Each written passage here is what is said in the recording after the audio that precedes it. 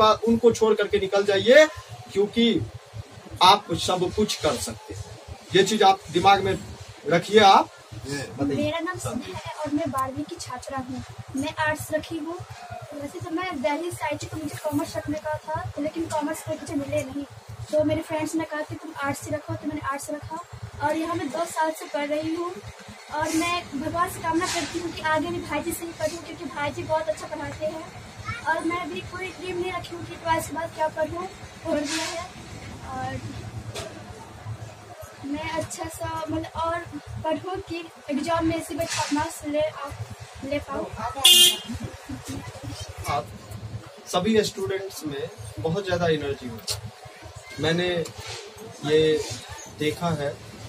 लेकिन होता क्या है कि बच्चे ट्रैक से उतर जाते हैं, उन्हें करना कुछ और होता है, करने लगते हैं कुछ और। तो आपको कोशिश ये होना चाहिए हमें कि हमसे जो अच्छे जानकार हैं, जो आपको क्या ड्रीम है। मेरे पास ड्रीम नहीं है, I am no any dream, ये एक क्वेश्चन नहीं है। आपको कोई ना कोई सपना जरूर, आपको बहुत सारी चीज आप देखते होंगे, इंजीनियर्स को देखते होंगे, डॉक्टर्स को देखते होंगे, आप उसके बाद IAS ऑफिसर को देखते होंगे, इनकम टैक्स ऑफिसर को देखते होंगे, दरोगा को देखते होंगे। बहुत सारे ऐसे पेशा में लोग हैं और उसमें से कुछ ना कुछ तो होगा आपके। कोई बच्चे सामाजिक तत्वों से, सामाजिक अशिक्षा के कारण वो कोई बच्ची जो लड़की है वो किसी कारण बस आर्थिक स्थिति के कारण बस नहीं पढ़ पाती है। कोई जो छात्रा है, कोई जो लड़की है वो अपने घर के लड़का और लड़की के भेदभाव के कारण नहीं पढ़ पाती है। कोई लड़की इस वजह से, सभी का मेन बात यही है कि उनके पेरेंट्स कितने शिक्षित हैं, इस पे डिपेंड जरूर करता है। क्योंकि वो सिर्फ और सिर्फ लड़की हो कि लड़का हो, मैं बार बार इस बात को बताता हूँ कि वहीं पे लड़का कितना भी परसेंटेज लाया, कुछ भी लाया और उससे अच्छा उनकी लड़की है, फिर भी उसको पीछे की ओर धकेला जाता है।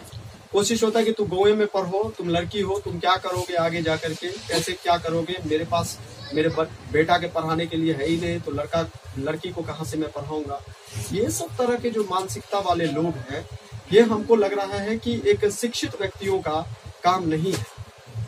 ये होना चाहिए, हमारा कोशिश यही होना चाहिए कि लड़की हो कि लड़का हो, तभी तो ये लिंगा अनुपात समान हो पाएगा। कि आज इतने डिफरेंस है भारत के लिंगा अनुपात, इसका रीजन सिर्फ यही है कि आप अपने लड़कियों की शिक्षा पे जोर देने की कोशिश होनी चाहिए।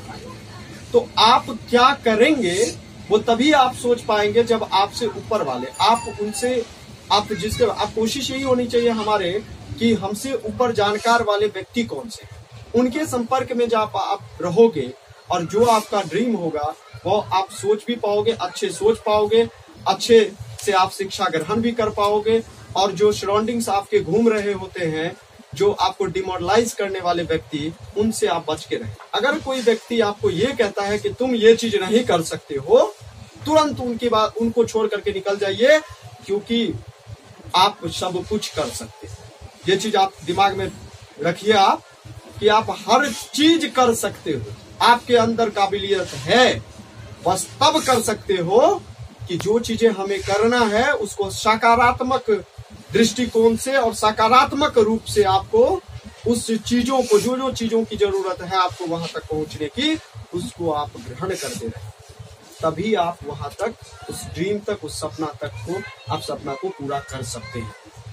ये नहीं है कि आप कहाँ पे पढ़ रहे हो, क्योंकि हर एक चीजों का, अगर मान लो कि 12th के बच्चे यहाँ से आर्ट्स की तैयारी कर रही है, या फिर साइंस के कर रही है, या फिर कोई बच्चे कॉमर्स के करते हैं, तो गांव से करते हैं, तो क्या पटना वालों लड़के और लड़कियों के लिए सिलेबस अलग रहता है? नहीं, सबके लिए सेम होता है।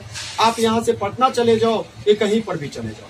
अगर मान लो कोई बच्चा गांव से SSC की तैयारी कर रहे हैं, या ऐसे रेलवे का तैयारी कर रहा है, या फिर बैंक PO का तैयारी कर रहा है, ATC कंपटीशन की तैयारी कर रहा है, तो क्या उनके लिए, क्या यहाँ के बच्चों के लिए सिलेबस अलग होगा, वहां के बच्चों के लिए अलग होगा? नहीं, कुछ नहीं होता। होता क्या है फिर सर जी, कारण क्या है कि यहाँ के बच्चे जो है वो ज्यादा सिलेक्टेड नहीं होने का कारण क्या है? उन सभी का कारण ये है, पहले बात, यहाँ से जाने के बाद जो आप, यही के बच्चे जब यहाँ से पटना और दिल्ली जाते हैं तब उनके ब्रेन में जाता है पहला पॉइंट कि मैं अपने पापा का 5,000 10,000 रुपया वहां से ले रहा हूँ, उनके ब्रेन में जाता है इस चीज। दूसरी बात, मुझे टाइम भी मेरे पास कम है, जबकि यहाँ पे ज्यादा से ज्यादा टाइम बर्बाद करके चले जाते हैं, फिर भी वहां पे उनको लगता है कि टाइम कम है। इन सभी चीजों को सोचते हुए वो उन चीज पर जो आप वहां से ड्रीम लेकर के आए होते हैं वहां पे डट के लगे होते हैं, उन टाइम का वो मिसयूज नहीं करते। लेकिन गांव से कम परसेंटेज क्यों है असफलता का, उसका रीजन क्या है? ये मैं नहीं कह रहा हूं कि यहां से सफल नहीं हो सकता है, बिल्कुल हो सकते हो। अगर आप जैसे वहां पे जाकर के जो बच्चे जो लगातार उस टाइम को अरेंज करके जिस तरह से वो कंटिन्यू लगे रहते हैं, उस अकॉर्डिंग टू उस रूप में अगर आप लगातार लगे रहोगे तो आप जरूर सफल होंगे और जो आपका सपना होगा वो आप पूरा कर सकते हो। लेकिन कंटिन्यू करने से, अच्छे माहौल में रहने से, अच्छे एनवायरनमेंट में रहने से, अच्छे लोगों के संपर्क में रहने से, और जो व्यक्ति आपको कह रहा है बार बार कि तू ये नहीं चूज कर सकता, आर्ट्स करने से क्या होगा, पढ़ने से क्या होगा, कॉमर्स पढ़ने से क्या होगा, साइंस से टा में केवल स्कोप है, ये बिल्कुल नहीं है। आप सब चीज में स्कोप है, लेकिन जो आप सब्जेक्ट पढ़ रहे हो उसमें आप 100% देने की कोशिश जरूर करिए। हर एक विषय में लाइफ है, हर एक चीजों में आपका छुपा हुआ है, लेकिन आपको चुनना है वहां तक पहुंचने के लिए। ठीक है, चलिए, तो ये आपको सुनाएगी एक लास्ट समय में एक पोएम, और इस तरह से इस साल का 12वीं के बैचेस का द एंड होगा। जो सिलेबस था, जो टेस्टें थी, जो भी फॉर्मेलिटी था मेरा, और जितना तक मेरा रिस्पॉन्सिबिलिटी बनता है, उन सभी चीजों को मैंने 100% देने की कोशिश किया। अब आप लोगों का काम है कि जो 12th का एग्जाम होगा उसमें आप लोग अच्छे से लिखें, अच्छे से पाएं, और कोशिश करिएगा कि 100% वहां से भी मुझे दीजिएगा। जैसे मैंने जो दिन रात एक करके आपके लिए पढ़ के फिर मैंने सभी विषयों को पढ़ाया है, उसी हिसाब से आप लोग भी कोशिश कीजिएगा कि मुझे भी उसी तरह से 100% देने की कोशिश कीजिएगा। तभी हमसे ज्यादा से ज्यादा बच्चे जो हैं वह संपर्क में आ पाएंगे, जब आप रिजल्ट देंगे तभी। ठीक है, तो सबसे बड़ा गुरुदक्षिणा जो है वो मेरे लिए वही होगा। चलिए आइए। हम विवेकानंद कोचिंग के हैं स्टूडेंट, कुछ तो करने की हमें है टैलेंट।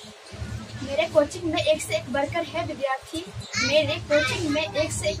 विद्यार्थी, कभी वो आते हैं फर्स्ट तो कभी मैं हूँ आती। मेरे कोचिंग के स्टूडेंट बहुत है नोटी, जब भी करेंगे हम सर से बात, करने आ जाएंगे बीच में अपनी बात। जियो हिस्ट्री पॉलिटिकल इंग्लिश सब्जेक्ट है हमारा, कोचिंग से जाकर दोबारा रिविजन करते हैं दोबारा। सबसे अच्छी मुझे लगती है ज्योग्राफी, क्योंकि उसमें है वर्ल्ड की बायोग्राफी। हिस्ट्री की बात करें तो वो भी ज्यादा हार्ड नहीं, बस शब्द उसमें अजीब तरह के जो मेरे समझ में आता नहीं। मेरे गोकुल है हमारे सरकार नाम, सब कहते हैं सबको पढ़ाई में लगाओ अपना ध्यान। 2 घंटे का हमें कोचिंग पढ़ाते, बीच में पढ़ाते बीच में 3-4 बार चाय भी है पीते। में है लास्ट ईयर हमारा, इस कोचिंग में है लास्ट ईयर हमारा, कैसे भूल जाए ये कोचिंग हमारा, ये कोचिंग